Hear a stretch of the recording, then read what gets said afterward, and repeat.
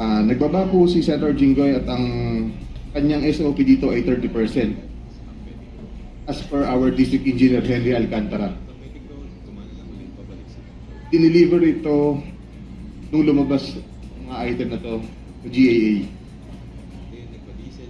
Mga driver namin sa DPWH Bulacan First ang nag-deliver. Kausap nila. Si Christian Santiago at saka si Andre Balatbat.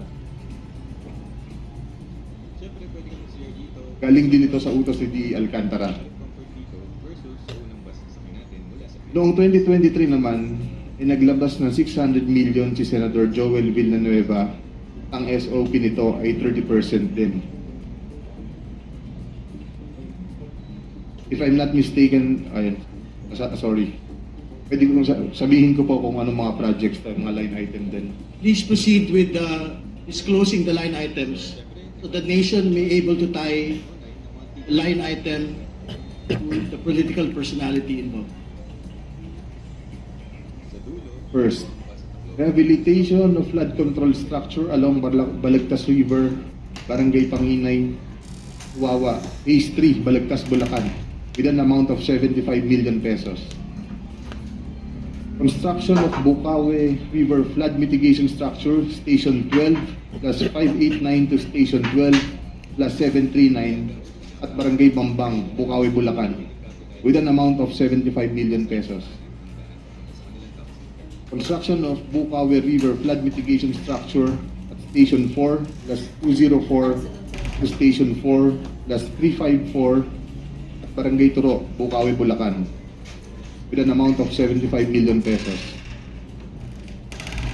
Construction of Bukawe River Flood Mitigation Structure Station 3 plus 036 to Station 3 plus 236 at Barangay Kaingin, Bukawe, Bulacan. Construction of this also has an amount of 75 million pesos. Number 5, construction of Bukawe River Flood Mitigation Structure, Station 5 plus 466 to Station 5 plus 667 at Barangay Bunlo, Bukawe, Bulacan. It also has an amount of 75 million pesos. Construction of Balagtas River Flood Mitigation Structure at Station 3 plus 533 to Station 3 plus 683 at Barangay Santol, Balagtas, Bulacan with an amount of 75 million pesos also. Construction of Balagtas River Flood Mitigation Structure at Station 7 plus 654 Station 7 plus 804 at Barangay Dalig, Balagtas, Bulacan, also with an amount of 75 million pesos.